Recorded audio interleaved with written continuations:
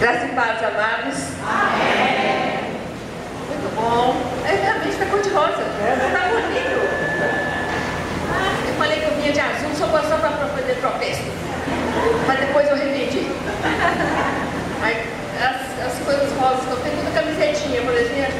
No mundo da mulher assim, chique, bonita, elegante, tem que ter cor, né? Aí eu botei a cor um pouco mais escuro que o rosinha mais escuro. Mas é um prazer muito grande estar aqui com os irmãos. Tem um que está pregando na Igreja Batista em abolição, por isso que ele não está aqui. Se fosse no domingo passado, ele está aqui com a gente, né?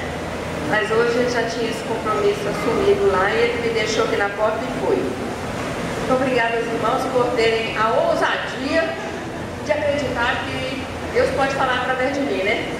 Aí eu também acreditei, aí deu certo, né? Ok. Também quero agradecer a vocês. Muito obrigada. Veio para aquele escuro, só revelação do Senhor mesmo, né? Essa igreja. Graça e paz, amados. Amém. Muito bom. Realmente está cor de rosa. Está bonito. Eu falei que eu vinha de azul só para fazer protesto. Mas depois eu revendi. As coisas rosas que eu tenho, toda camisetinha, por exemplo. No mundo da mulher assim, chique, bonita, elegante, tem que ter cor, né? Aí eu botei a cor um pouco mais escuro que o rosinha mais escuro. Mas é um prazer muito grande estar aqui com os irmãos. Tem um que está pregando na Igreja Batista em abolição, por isso que ele não está aqui. Se fosse no domingo passado, ele está aqui com a gente, né? Mas hoje ele já tinha esse compromisso assumido lá e ele me deixou aqui na porta e foi. Muito obrigada aos irmãos por terem a ousadia de acreditar que Deus pode falar através de mim, né? Aí eu também acreditei, aí deu certo, né? Ok. Também quero agradecer a vocês. Muito obrigada. Veio para aquele escuro, só revelação do Senhor mesmo, né? Essa igreja tem sido parceira no sustento e na intercessão por nós mais de 4 anos já, né, Paulo? Mais de 4 anos. Não tem falhado, todos os meses. É uma igreja que tem sido fiel em nos sustentar com a oração e com as ofertas. Muito obrigada. Faz diferença em nossas vidas, no nosso dia a dia, o que recebemos de vocês. Então, pode colocar aí a Madinha. Já colocou? Muito bem, está aqui. Gente, eu podia ficar de lado, né? Se eu ficar de lado não tem problema não, né? Ok. Então, o foco não pode ser um pouquinho melhor do que esse aqui mais nítido não, né? Esse é o... tá. Parece que a letra está embaçadinha, mas acho que é isso mesmo. Então, esse aqui é o presente que eu trouxe para vocês, tá bom? Minha sogra diz assim: se é meu aniversário, dia das mães e dia de Natal, não me dê coisa para casa não, eu não sou casa. Se é comemorando a mim, então dá uma coisa que é para mim. Se vier me dar panela vasilha, eu posso comprar todas as panelas vasilhas que eu quero, então não me dê. Olha, eu tenho tanta dificuldade de presente para minha sogra. Eu acho que até hoje, vou fazer 30 anos de casada agora nesse mês. Eu acho que eu só acertei uma vez. Não, eu desisti. Já falei, minha sogra, agora se você gostar, se você não gostar, é isso que eu quis dar. Então, aproveita lá. Muito bem. Hoje é nosso dia 8 de março, para celebrar o Dia da Mulher. Uma pequena só variação, não é exatamente por causa das mulheres que queimaram, lá que é comemorar o Dia da Mulher. Foi uma deputada russa que começou essa história em 1918, 1919, em defesa das mulheres.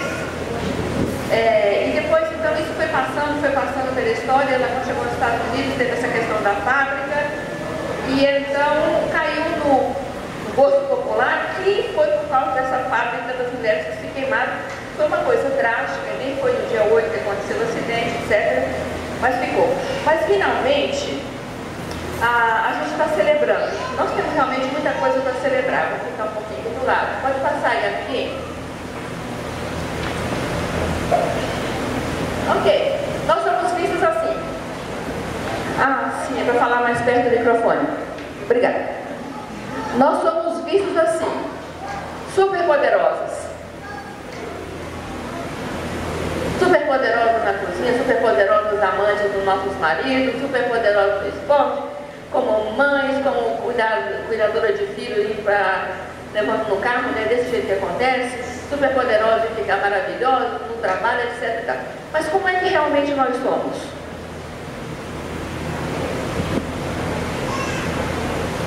É desse jeito. Sabe aquela deusa, uma das deusas hindus? Elas têm muitos braços, né? Uma deusa daquelas lá. Então eu acho que, de fato, a mulher devia ter esse monte de braços.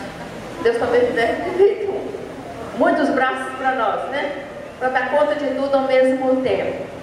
Mas a história que está no próximo slide, o nosso irmãozinho aqui já contou. E não precisa a gente repetir. Mas tem uma coisa no final aí que eu queria só destacar para a gente. É aqui.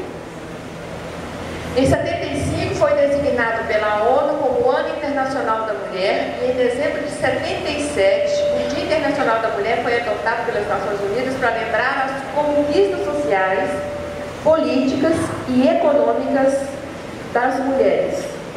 E de fato isso aconteceu. Pode prosseguir o slide. E de fato, olha o que as mulheres já conseguiram. Nós mulheres já conseguimos, né? Nós temos mulheres atuando em todas as áreas da vida, todas as áreas da vida. Essa mulher é a primeira juíza negra aqui no Brasil e ela está lá, foi eleita para o... Como é que chama aquele negócio dos juízes? É o Supremo, e ela chama desembargadora, né? Foi eleita desembargadora. Nós temos no Brasil até uma presidenta. Onde as mulheres brasileiras chegaram? Onde as mulheres brasileiras chegaram? A gente começa aqui, vida gerando vida. Mas nós temos mulheres policiais, que são profissionais em casa, que são pilotos de avião, que são motoristas de caminhão, que são corredoras de automóveis, trabalham em laboratórios, trabalham em serviços gerais, são profissionais da saúde, são artesãs, são cabeleireiras, são mães e enfermeiras, né? São desportistas, são cozinheiras, são profissionais da cozinha. E não há uma área que as mulheres não estão. Nós tivemos uma ovelha numa cidade que a gente esteve, que ela é engenheira metalúrgica. É uma área muito pouco comum para a mulher. Nós temos as mulheres na engenharia nuclear, são doutoras na área de medicina nuclear.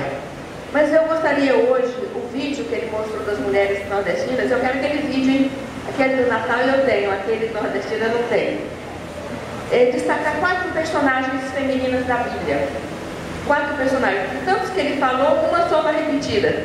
Vou falar 3 outras que ele não mencionou aqui. E que então, se você trouxe a sua Bíblia, pode abrir no livro de Juízes. Os capítulos 4 e 5 é o nosso primeiro personagem. A nossa primeira personagem. Juízes, capítulo 4 e capítulo 5. Eu quero falar dessas mulheres e as marcas que elas deixaram para a história. E eu quero que você pense, enquanto você ouve essas mulheres, que marcas você vai deixar depois que você se for na história ficar para as pessoas que virão. Aqui fala de Débora. Débora, havia uma guerra estabelecida por causa da desobediência do povo de Israel. Versículo 1 diz: fizeram o que o Senhor reprova. Então, depois que eles estavam sob essa pressão enorme, no verso 3 diz que eles clamaram ao Senhor. Juízes 4, verso 3. Porque eles clamaram ao Senhor e estava vindo contra eles esse grande exército liderado pelo general Císera, com 900 carros de ferro, 900 tanques blindados, etc. e tal. Mais ou menos isso. Para aquele tipo de potencial bélico da época, era uma coisa muito forte. Então diz o verso 4: Débora, uma profetisa, mulher de Lapidote, portanto ela era casada, liderava Israel naquela época. Uma raridade. Nós temos no Velho Testamento a Débora como profetisa e também juíza. Nós temos Hulda, que foi profetisa. Nós temos a expoência na situação que foi Esther, que se tornou rainha. Os outros casos todos vão acontecendo ali, mas se tornaram expoentes aí essa mulher chamada Débora. Ela se sentava debaixo da tamareira de Débora, entre Ramá e Betel, nos montes de Efraim. E os israelitas a procuravam para que ela decidisse as suas questões. E ela ficava ali, as pessoas de uma causa, um juizado de pequenas causas, vamos dizer assim, iam lá, sentavam e ela discutia com as pessoas e tomava uma decisão sobre o assunto, consultando a Deus sobre isso. Um desses dias, Deus falou com Débora, mandou que ela desse o seguinte recado, verso 6.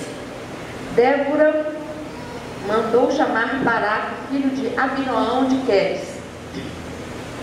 em Naphtali, e lhe disse. Então agora ela vai dar para esse Baraque o recado que Deus mandou. O Senhor, o Deus de Israel, lhe ordena que reúna 10.000 homens de Naphtali e Zebulon e vá ao monte Tabor.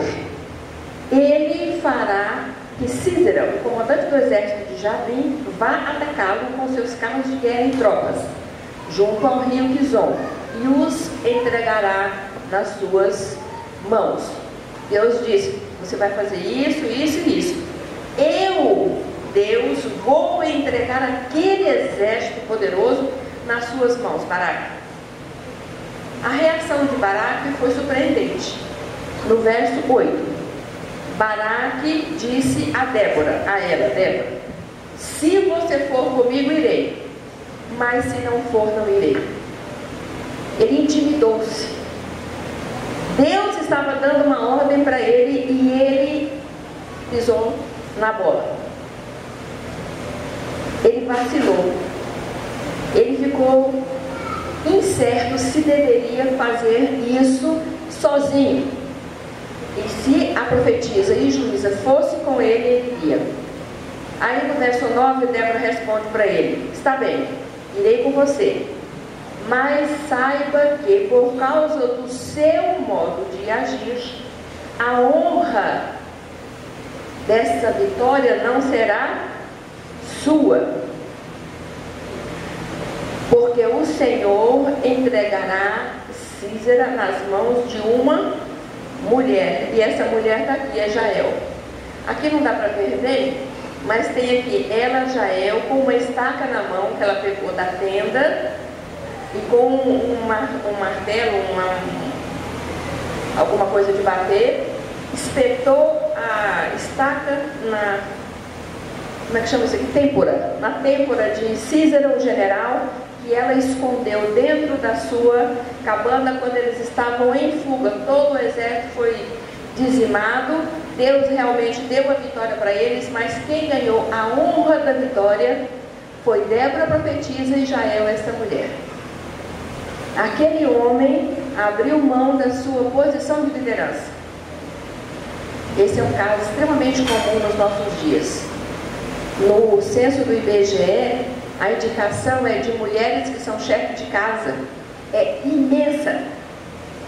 É uma percentagem muito grande de mulheres que são líderes de suas próprias casas. E esse exemplo não é da agora, né? Um exemplo aqui é que esse homem que deveria liderar e assumir a posição de liderança e assumir todo o ônus e o bônus dessa luta em obediência ao Senhor, não o fez. Débora, em obediência ao Senhor, foi, e o resultado foi esse. Mas no final, a gente vê ali no capítulo 5, no verso 17, fala de Jael e o que ela fez, e no capítulo 5, ela tem um cântico de Débora. Aí eu escrevi aqui, para quem é músico, foi o primeiro rap da história, né? Ouçam, ó reis, governantes, escutem, cantarei ao Senhor, cantarei e comporei músicas ao Senhor, o Deus de Israel. o Deus de Israel. Olha o batidão, né? Do ré. E eu fiquei lendo isso em casa, imaginando, se fosse hoje, né? Uma Débora assim, bem contemporânea, bem entendida das músicas aqui de hoje. Para comunicar com o povo, ela fez a coisa certa. Mas ela diz no verso 7 aqui, no cântico, já tinham desistido os camponeses de Israel, já tinham desistido, até que eu, Débora, me levantei. Levantou-se uma mãe em Israel. Verso 9, do capítulo 5. Meu coração está com os comandantes de Israel. Os comandantes eram os líderes do exército. E também, meu coração está com os voluntários dentre o povo. E ela chama todos a louvar o Senhor, reconhecendo que não foi uma batalha ganha pela força bélica do exército de Israel, os 10.000 homens. Mas foi uma batalha que foi vencida pela força do Senhor. O Senhor entregou aquele exército inimigo nas mãos de Israel. E por isso ela conclama todo o povo, os comandantes e os voluntários, a louvar o Senhor. Então era uma mulher que tinha consciência de liderança, não só para ficar entre os líderes, os seus iguais, mas para ficar com o povo que era voluntário. Ela estava liderando a todos, não tinha distinção para ela aqui. Verso 12, desperte, Débora, desperte. Desperte, desperte, rompa em cânticos. Levante-se, Baraque, leve presos os seus prisioneiros ao filho de Abinoam. Ainda faz um alerta no Baraque. Agora o seu trabalho é levar os prisioneiros e recolher os despojos aí. Então a primeira mulher que a gente está vendo aqui é essa Débora. Débora tinha intimidade com Deus, tanto que Deus falava com ela e ela estava na condição de profetisa, e ela tinha autoridade, porque ela era juíza. Ela tinha discernimento espiritual, porque ela ouvia as coisas e julgava segundo a orientação de Deus a causa das pessoas. Então o primeiro exemplo que a gente tem é o exemplo de Débora. Além de corajosa, de ir para a batalha, ela, por ser casada, mencionou seu esposo, ela devia ter todas as obrigações que uma mulher normal naquela época tinha, de cuidar da sua casa, de cuidar da alimentação da sua família, da roupa da sua família, de dar orientação aos servos que tinha em casa. Todas essas coisas eram comuns a Débora também. Mas ela assumiu sua posição de liderança e desenvolveu a sua liderança. A segunda mulher que nós veremos hoje é Lídia. Foi mencionado naquele quadro. Alguns comentaristas falam que Lídia não era o nome dela, era uma região chamada Lídia, como se fosse a mulher samaritana, era de Samaria, seria a mulher de Lídia. Mas acabou que foi anotado que Lídia era o nome dela, e assim a gente vai tratar também. Atos capítulo 16 tem a história dela. Então quem está com a Bíblia e quer acompanhar, eu vou mencionando os versículos de 11 a 15. Então o pano de fundo é versículos 11 e 12. Partindo de Trode, navegamos diretamente para Samotrácia e no dia seguinte para Neápolis. Estavam indo em direção à Europa. Deixaram Jerusalém ali por cima, foram pegando a região de Tiatira, de Laodiceia, e subiram um pouco mais para chegar a Filipos, é o lugar para onde eles estavam indo. Dali partiram para Filipos, na Macedônia. Quem conhece o mapa de Israel, você que está olhando lá para cá, então Israel está aqui, Antioquia da Síria está aqui, foram subindo, deram a volta, e Macedônia está lá em cima, Éfeso aqui embaixo, Macedônia lá em cima. Região da Macedônia, que é colônia romana e a principal cidade daquele distrito. Então é uma cidade grande, desenvolvida, era uma Belo Horizonte da vida, uma correspondência assim mais ou menos, né? Ali ficamos vários dias. Quem é que ficou ali vários dias? Paulo e Silas. Muito bem. No sábado, saímos da cidade e fomos para a beira do rio, onde esperávamos encontrar um lugar de oração. Então eles saem para ter um tempo a sós com Deus, os dois precisamos. Sentamos-nos e começamos a conversar com as mulheres que haviam se reunido ali. Então quando eles chegaram, as mulheres já estavam lá.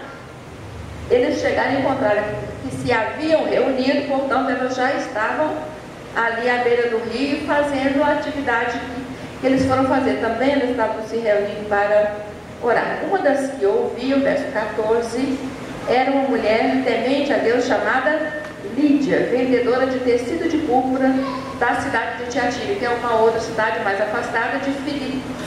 Ela então deixou Tiatira, ela era nascida em Tiatira e foi para morar em Filipos, ou porque o seu negócio era lá, ou porque ela foi ser uma representante comercial naquela cidade.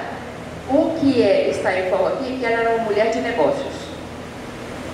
Lídia era uma comerciante. Quantas aqui têm seu próprio negócio? Quantas aqui são funcionários do comércio? Então Lídia era uma mulher dessa, ela tinha um comércio, só que ela tinha um comércio próprio. O Senhor abriu seu coração, diz o verso 14, para atender à mensagem de Paulo. Verso 15, tendo sido batizada, bem com os de sua casa, ela nos convidou dizendo: se os senhores me consideram uma crente do Senhor, venham ficar em minha casa, e nos convenceu. Então ela levou aqueles missionários para a sua casa, ela desenvolveu também, ela tinha esse dom de hospedar. Eu cresci num lar cristão, e meus pais, sempre, papai foi pastor, quando eu nasci ele já era pastor, ele completou agora em janeiro 58 anos de ministério pastoral. 87 de idade e 58 de ministério pastoral. Então, nós sempre recebíamos pastores visitantes, viajantes, missionários, sempre tinha, e outras pessoas.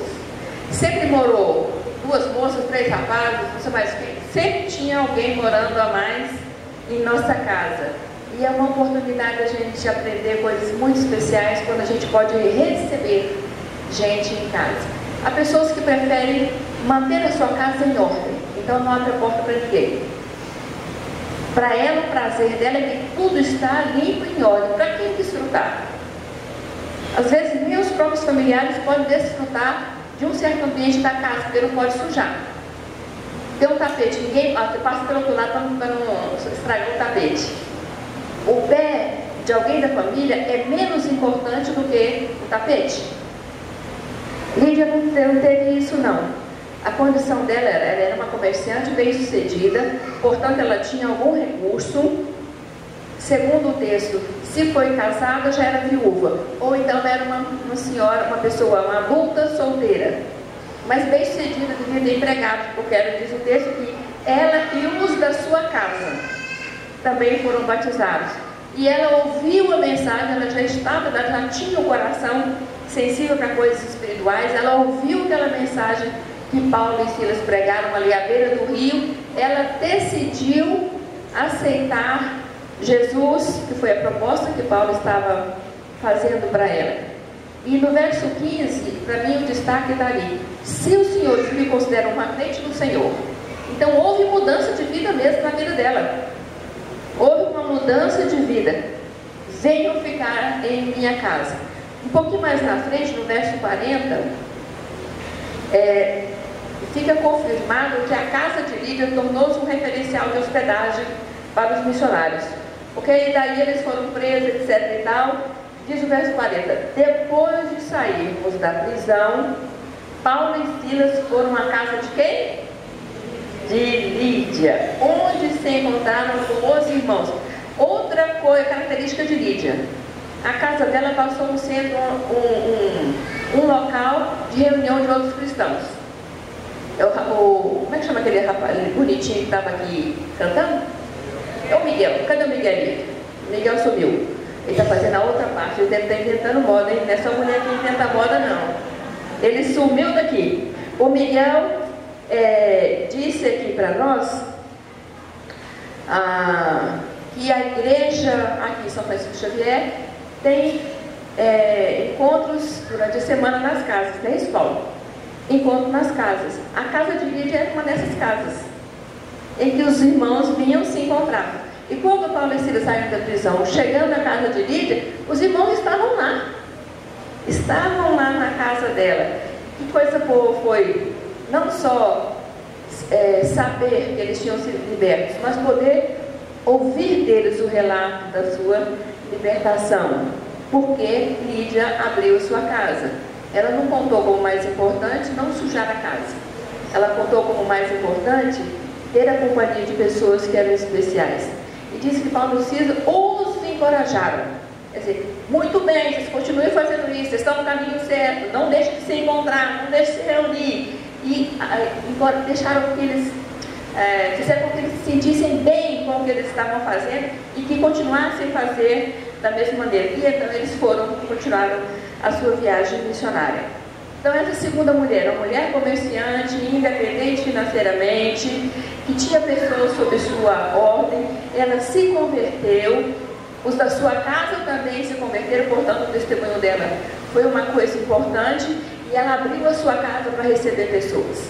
Então a primeira pessoa foi Débora, uma mulher corajosa, que foi líder do seu tempo, mas também era uma dona de casa, profetisa, juíza. Ela ocupou uma posição social, religiosa, política e social.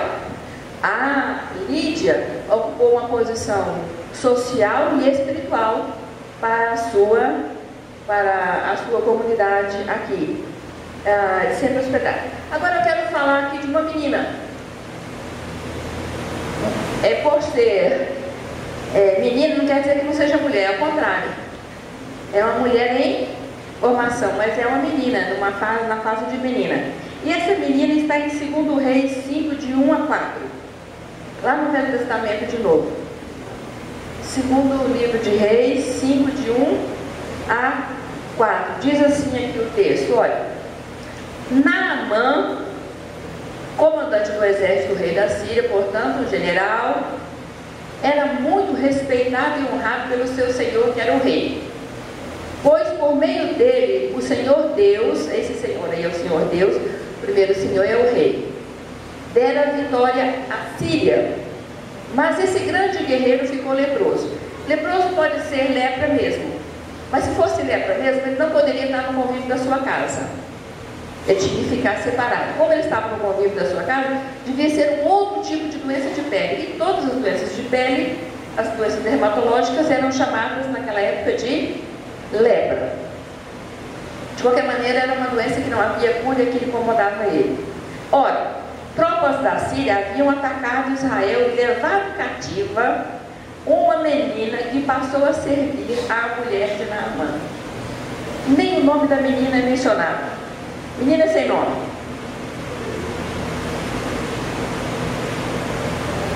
Eu fico pensando aqui que coisas passavam na mente daquela menininha. Eu achei essa figura era uma menina de uns 11 anos por aí assim, não é isso?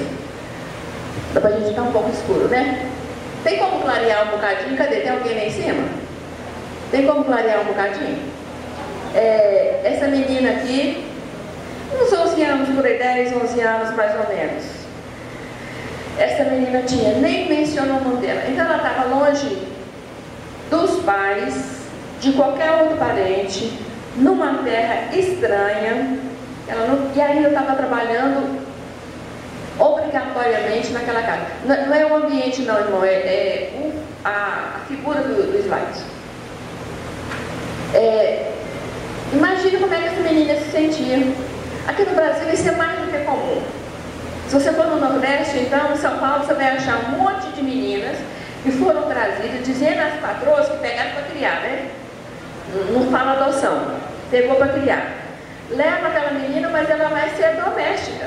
Todo mundo viu aquele caso absurdo que deu, que a mulher amarrava a menina. Deixava a menina amarrada, quase que deu gangrena nas mãos e nas pernas da menina. E uma mulher economicamente bem, uma mulher estudada. Não foi por ignorância que ela fez aquilo, foi por maldade mesmo. Maldade. Então essa menina estava trabalhando na casa desse general, do Naamã. E ela, vendo a dor do Naamã, do general, daquele marido, daquele homem, todos os dias, aquela menina, mesmo sendo estrangeira, num lugar estranho, longe dos pais, etc e tal, a atitude dela foi muito importante. Verso 3.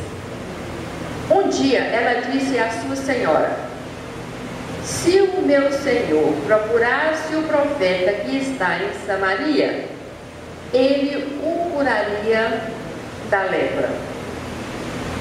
O que isso nos diz sobre essa menina? Isso nos diz que essa menina conhecia o Deus de Israel. Isso nos diz que essa menina acreditava. Ela não só conhecia, não era apenas um assentimento intelectual da parte dela. Oh, o Deus de Israel pode curar. Não, ela acreditava. Ela disse aqui para a senhora: se ele for o profeta, ele o curaria da lepra. Ela sabe que o homem de Deus poderia orar por aquele general ou dizer uma ordem àquele general e a palavra de Deus se cumpriria na vida daquele homem.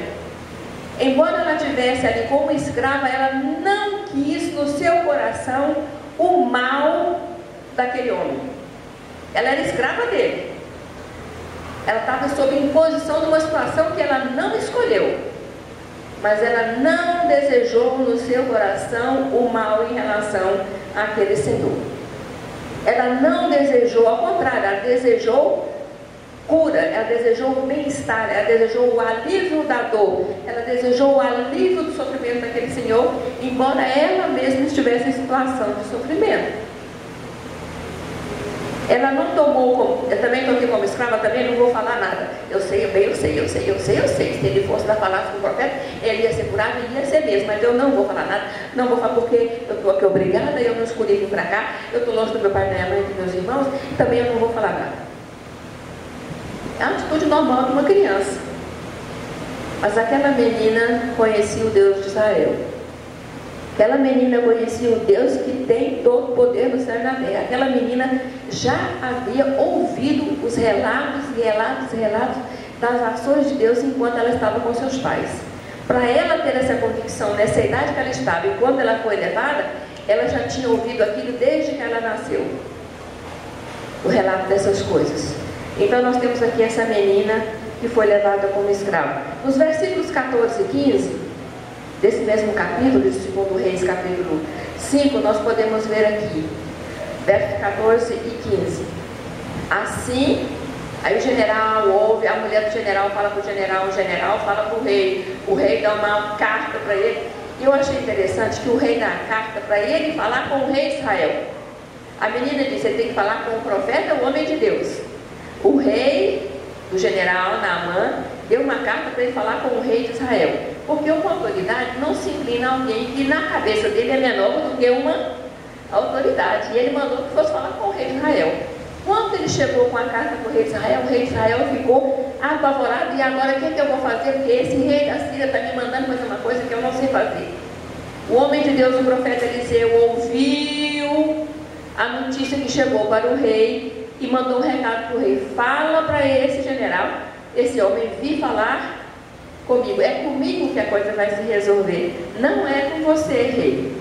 O rei ficou: ai, que alívio, alguém vai resolver esse problema, não é? Muito bem. Mas então o general foi lá falar com o homem de Deus. O homem de Deus mandou que ele fosse ao Rio Jordão e mergulhasse 7 vezes lá. O general achou um absurdo. Eu venho aqui, olha, eu sou um general, cara, você vem aqui para falar com você me manda tomar banho naquele rio, aquele rio é sujo.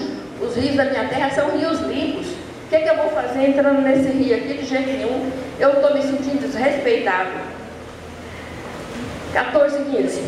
Os empregados dizem: olha, já que o senhor está aqui mesmo, tem que pôr o senhor tentar, não é? Pelo menos tenta, vai lá, entra na aguinha, vê o que acontece. Os empregados falaram para ele, verso 14: assim ele desceu ao Jordão, mergulhou 7 vezes, conforme a ordem do homem de Deus, e foi purificado. Sua pele tornou-se como a de uma criança. Verso 15: a razão da importância do testemunho daquela menina, da palavra daquela menina para aquela senhora a respeito da doença do seu senhor está aqui no verso 15. Então Naamã e toda a sua comitiva voltaram à casa do homem de Deus. Ao chegar diante do profeta, Naamã disse para o profeta: agora sei que não há Deus em nenhum outro lugar senão em Israel. Agora vamos voltar. Se aquela menininha dissesse: estou aqui, sou escrava, estou numa terra diferente, longe do pai e da mamãe, não vou falar nada. Ela sabia que o que ela sabia podia fazer diferença na vida de outras pessoas. Mas ela resolvesse que não fosse, que não ia falar nada. Aquele general não ia conhecer o Deus verdadeiro. Podia até ser que Deus arrumasse outra oportunidade. Mas foi aquela menina que foi levada para lá. Não foi você e não fui eu. Mas vamos imaginar que você está trabalhando numa firma e seu patrão te faz de escravo, de escrava. E você, por pirraça, também não faz um trabalho bem feito. Você enrola na produção de trabalho diário lá no seu serviço porque você está com raiva daquele chefe e ele é uma porcaria, ele não me respeita, ele não respeita as questões trabalhistas. Eu estou me sentindo aqui abusada nesse meu emprego. Então você deixa de portar-se dignamente. A razão não é o seu chefe. A razão não é a maneira como ele lida com você. A razão é como você lida com ele. É que diferença você vai fazer na vida e naquele escritório por causa do seu testemunho. Eu não tinha muita noção dessas coisas, não. Eu tinha 17 anos, eu fui trabalhar numa empresa lá em Brasília chamada Tiradentes Médico Hospitalar. Ela vende todos os equipamentos para médico, para hospital, da agulha a aquela máquina qual é uma dessas máquinas grandes aí? Como é que fala esse equipamento de ressonância magnética? Aquela máquina enorme. Vende de tudo. E eu trabalhava numa sala assim espaçosa, nós éramos 9 funcionários naquela sala. E o pessoal naquele tempo não era proibido fumar dentro do ambiente fechado, né? Era permitido. Mas cada vez que alguém começava a fumar, eu ia para o banheiro. Alguém começava a fumar, eu ia para o banheiro. Um dia o gerente do escritório perguntou: mas por que tanto você vai no banheiro? É porque a fumaça do cigarro não é legal para mim, então aí eu esperando dar um tempinho para eu poder voltar. Não levou assim umas 4 semanas depois, ele proibiu todo mundo de fumar dentro do escritório. Não é porque eu falei assim: que porcaria, todo mundo fumando, ficava reclamando. Não, eu só tomei uma atitude. Uma atitude. No lugar onde você está, você pode tomar uma atitude. Essa menina decidiu que o que ela conhecia como verdadeiro e que funcionava, que o Deus de Israel era o Deus verdadeiro, ela ia contar. Ela contou. Se ela não tivesse contado, a história poderia ser diferente, mas ela contou. Ela contou. Então, a lição dessa menina que eu quero deixar aqui é: conte aquilo que você sabe ser verdade, aquilo que tem diferença na sua vida. O Deus que faz diferença na sua vida, fale com outras pessoas. Se você é criança ainda ou se você já é bem idoso, conte. Não se omita, conte para outra pessoa aquilo que é verdade na sua vida, o que Deus tem feito na sua vida e que você sabe que vai funcionar. E a última personagem que eu quero destacar aqui é uma personagem muito alegre. Lucas capítulo 2. Lucas capítulo 2. O texto é muito bonito, esse texto. Em casa você pode ler e gastar umas boas horas meditando nele aqui. É a apresentação de Jesus lá no templo. O pai e a mãe do menino, portanto João e a Maria, estavam admirados com o que fora dito a respeito de Jesus. E Simeão os abençoou e disse a Maria, mãe de Jesus: se eu fosse aquela mulher, ouvindo isso, eu ia tremer nas bases. Imagina que seu bebê acabou de nascer e um homem de Deus, o Paulo aqui, que é o pastor, você traz o bebê para apresentar, o Paulo segura o neném, agradece a Deus a vida do neném e depois vira para você e diz isso aqui: este menino está destinado a causar a queda e o sofrimento de muitos em Israel, e a ser um sinal de contradição, de modo que o pensamento de muitos corações será revelado. Quanto a você, Maria, uma espada atravessará a sua alma. Você está com o seu bebê no seu colo, apresentou o seu bebê, e você ouve, quando seu bebê ainda é bebê, que uma espada vai atravessar a sua alma, a alma de mãe. Foi o que aconteceu a Maria quando Jesus foi crucificado. Estava ali também essa mulher que eu quero destacar, a profetisa Ana, filha de Fanuel, da tribo de Aser. Era muito idosa. Tinha vivido com seu marido 7 anos depois de se casar e então permanecera viúva até a idade. Certamente depois do 7º ano de casado ele morreu.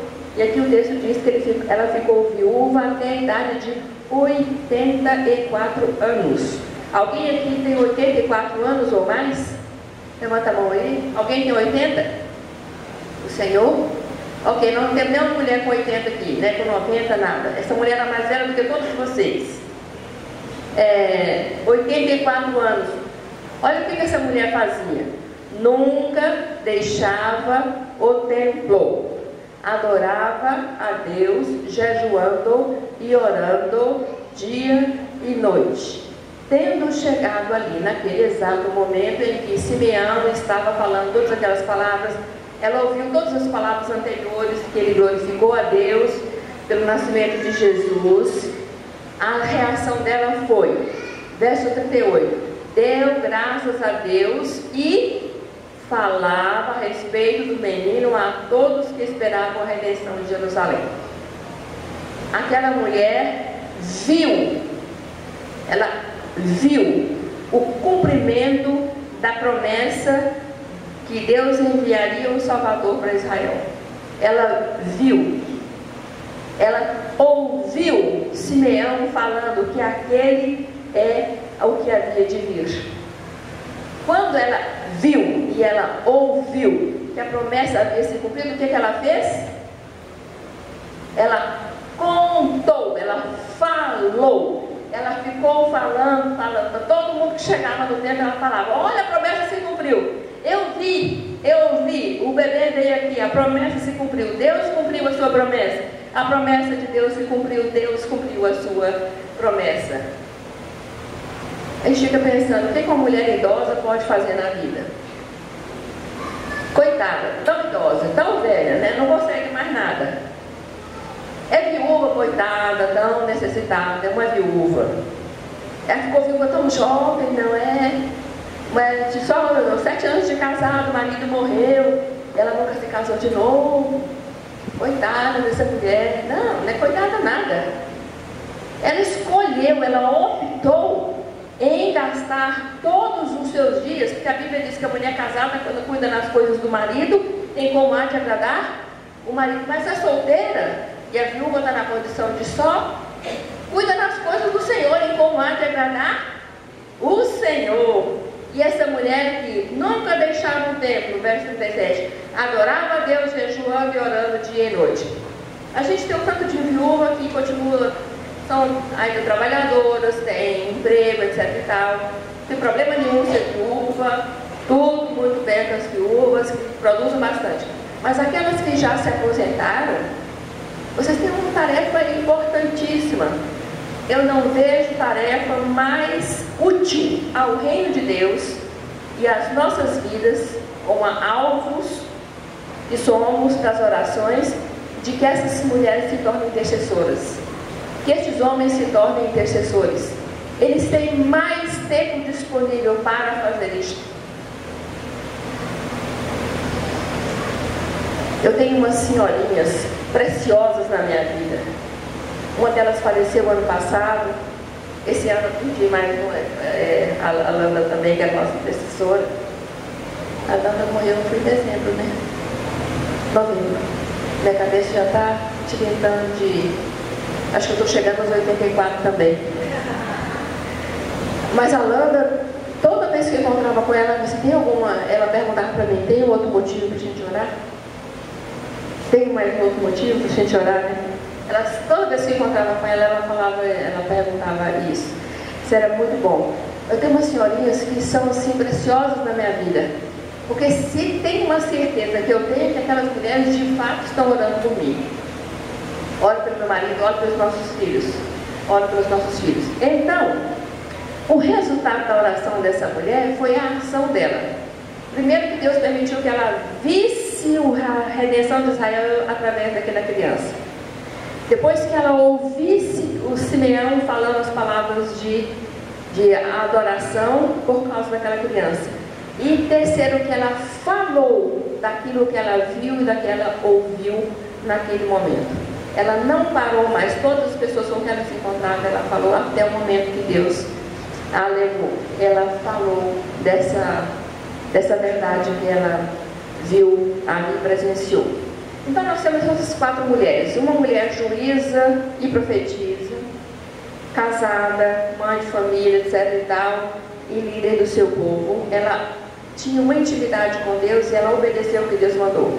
Nós vimos a Lídia, uma mulher comerciante, independente financeiramente, que ouviu a mensagem, se converteu, ela e a sua casa tornou-se uma hospedeira, e eu tenho certeza, aquela que hospeda acaba sustentando.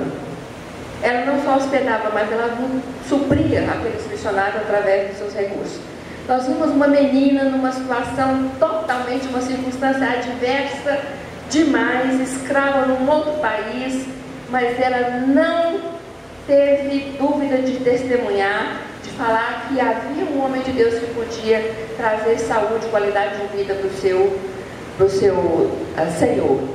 E nós temos essa mulher bem idosa, 84 anos, que testemunhou a chegada da redenção de Israel através de Jesus Cristo, o nosso Salvador, e ela passou a falar disso todo o tempo para as pessoas. Agora eu fico pensando aqui o seguinte. Pode trocar aqui a tela, por favor, amado? Okay?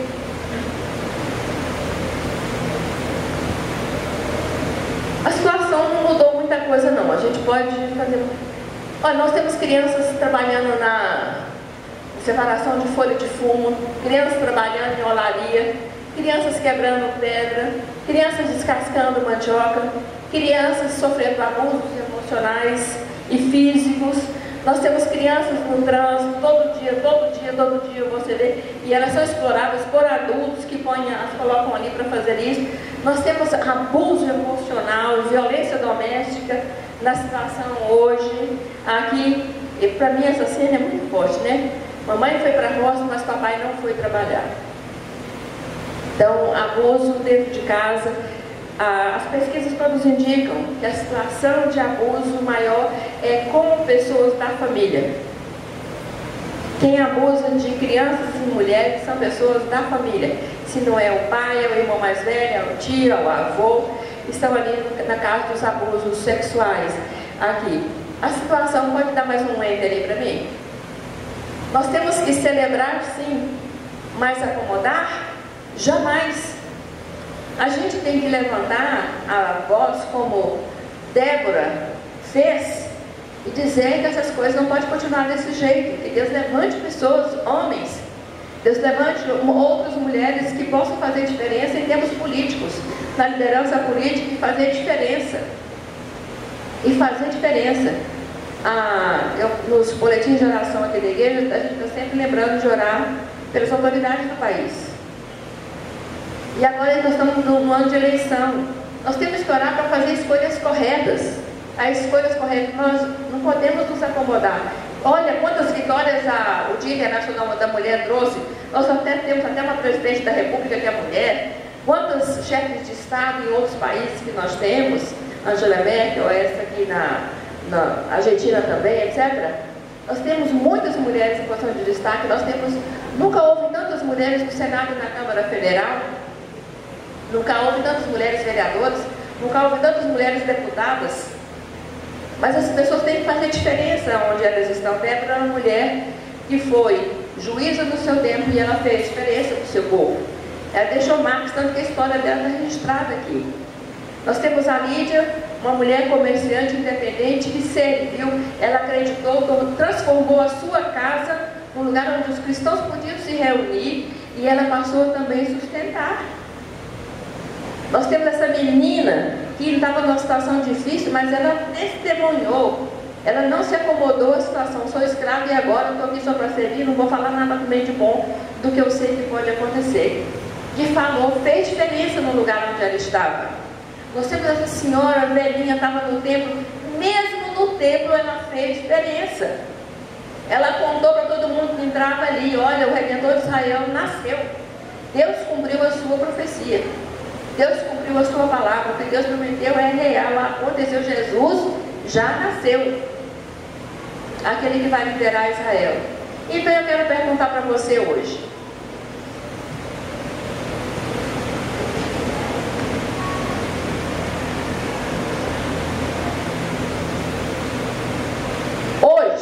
hoje, 11 de março de 2012, agora nesse meu relógio aqui, o meu horário já acabou, são 5 para 9, 5 para 8, desculpa, 5 para 8, que diferença eu estou fazendo na vida de alguém? Eu, Thalita, estou fazendo diferença na vida de alguém hoje?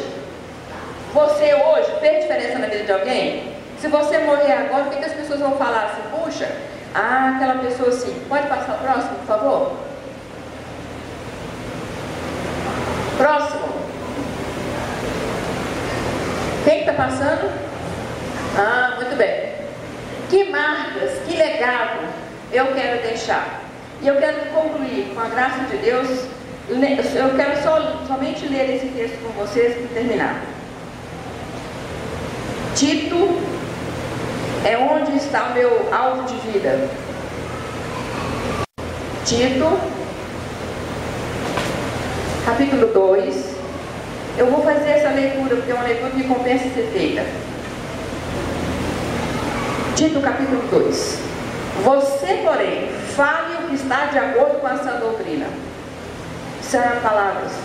Ensine os homens mais velhos a serem moderados, dignos de respeito, sensatos, sadios na fé, no amor e na perseverança. Semelhantemente, ensine as mulheres mais velhas a serem reverentes na sua maneira de viver, a não serem caluniadoras, nem escravizadas a muito vinho. Então você pode beber algum vinho, né? Só não pode beber muito. Vamos lá, né? Mas a serem capazes de ensinar o que é bom.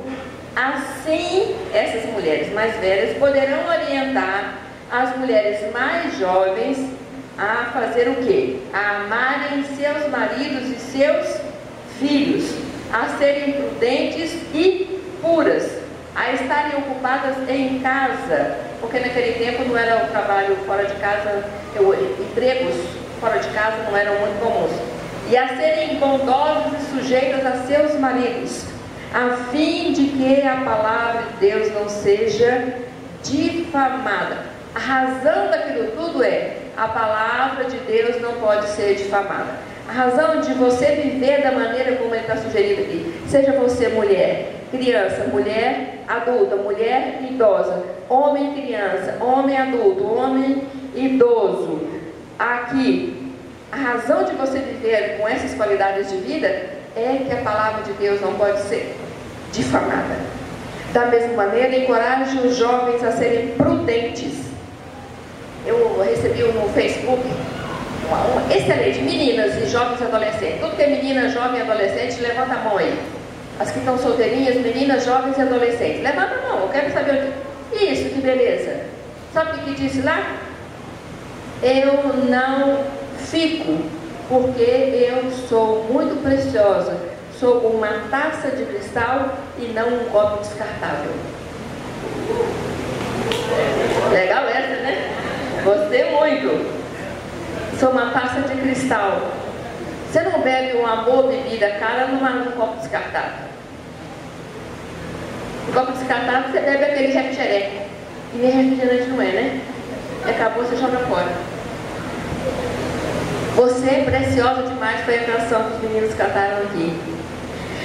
Em tudo seja você mesmo um exemplo para eles. O líder tem que ser um exemplo, fazendo boas obras. Em seu ensino, mostre integridade e seriedade. Use uma linguagem sadia, contra a qual nada se pode dizer. Para aqueles que se opõem a você, fiquem envergonhados por não poderem falar mal de você. É demais, né? Tito é muito bom. Ensine os escravos a se submeterem em tudo a seus senhores e procurem agradá-los, a não serem respondões. Aquela menininha era escrava e fez exatamente isso. A não roubá-los, mas mostrarem que são inteiramente dignos de confiança.